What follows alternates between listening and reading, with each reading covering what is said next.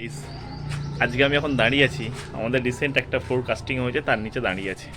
আজকে তোমাদের একটা জিনিস দেখাবো, আমরা এই যে কলমে যে বার জয়েন্ট করি সেই জয়েন্টগুলো কীরকমভাবে হয়। আমাদের মনে করো একটা কলমে যদি 4টে বার থাকে তাহলে ডিফারেন্ট থিংস, যদি মোর দেন বার 4 বার যদি থাকে আমরা কি জানি অ্যাজ পার IS 456 আমাদের রেক্ট্যাঙ্গুলার কলমের ক্ষেত্রে মিনিমাম হচ্ছে 4টে এবং হচ্ছে সার্কুলার কলমের ক্ষেত্রে মিনিমাম হচ্ছে 6টা নজ কিন্তু 12 mm ডায়ামিটার কিন্তু আমরা ইউজ করতেই হবে। বাট আমাদের এখানে যে কলমটা ইউজ হচ্ছে সেটা হচ্ছে আমাদের সেখানে 8টা বার ইউজ করা হয় এবং 8টাই হচ্ছে 16 mm ডায়ার।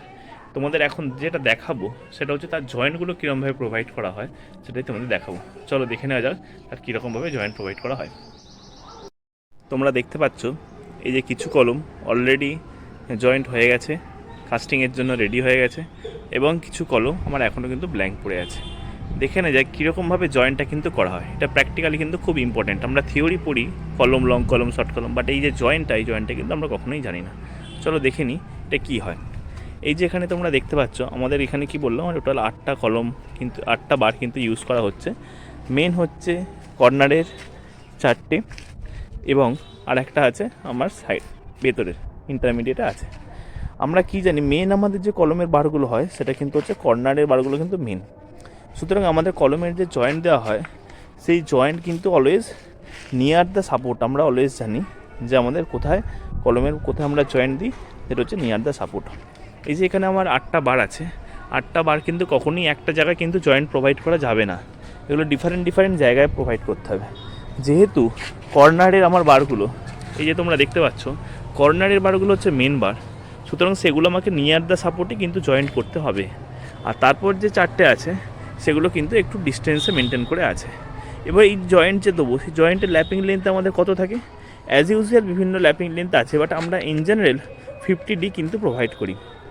50D মানে কত, যদি এখানে আমার 16 mm ডায়ামিটারে বার প্রোভাইড করা হচ্ছে, এই 16 mm মানে হচ্ছে 16 × 15 মানে কত 800। ঠিক আছে, মোটামুটি আমরা 2.5 ফুট আমরা প্রোভাইড করি। এই যে এইটার ক্ষেত্রে দেখো অলরেডি জয়েন্ট হয়ে গেছে এবং এইটাকে বলা হয় বেজ ঢালাই। এই বেজ ঢালাইও কিন্তু হয়ে গেছে।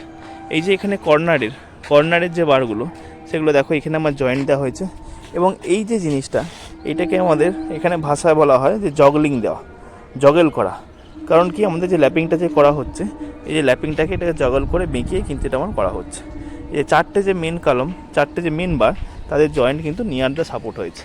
আর তারপর যে ইন্টারমিডিয়েট যেগুলো আছে সেগুলো কিন্তু মিড স্প্যানে হয়েছে, কারণ এখানে কিন্তু আমি 8টাই কিন্তু একই জায়গায় কিন্তু জয়েন্ট কিন্তু দিতে পারতাম না। ওকে, এটা কিন্তু খুব ইম্পর্ট্যান্ট জিনিস যে বারের আমাদের কোথায় জয়েন্ট দেওয়া হয় এবং লেন্থ কোথায় দেওয়া হয়। তাহলে যে কোনো কলমের আমার জয়েন্ট কিন্তু নিয়ার দ্য সাপোর্ট দেওয়া হয় এবং আমার ল্যাপিং হয় প্র্যাকটিক্যালি 50D।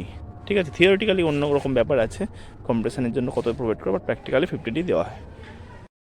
তাহলে তোমাদের আজকে দেখালাম যেটা, সেটা হচ্ছে একটা কলমের জয়েন্ট কোথায় দেওয়া হয় এবং সেটা কীরকমভাবে দেওয়া হয়। তাহলে তোমরা আজকে জানতে পেরে গেলে একটা কলমে 8টা বাড়ি থাকুক 4টে বাড়ি থাকুক, জয়েন্ট কিন্তু কখনো একটা জায়গায় পড়বে না এবং মেন বার কিন্তু আমার কর্নারগুলো কি ধরা হয় সেই বারগুলোর জয়েন্ট কিন্তু অলওয়েজ নিয়ার দ্য সাপোর্ট আমাকে প্রোভাইড করতে হবে। দিস ইজ দ্য মেন ফান্ডা, এটা অলওয়েজ মনে রাখবে। যারা প্র্যাকটিক্যাল কাজ করোনি বা যারা করো তাদের কিন্তু একটা নতুন জিনিস জানা হয়ে গেল। যদি ভিডিওটা ভালো লাগে তোমরা চ্যানেলটাকে অবশ্যই সাবস্ক্রাইব করো এবং যদি কিছু জিনিস শিখতে চাও তাহলে আমাদের চ্যানেলের সাথে যুক্ত থেকো। এরকম আরও নতুন কিন্তু তোমাদের ভিডিও কিন্তু আমি দেবো। ওকে, টাটা, বাই বাই, আবার নেক্সট ভিডিওতে দেখা হচ্ছে।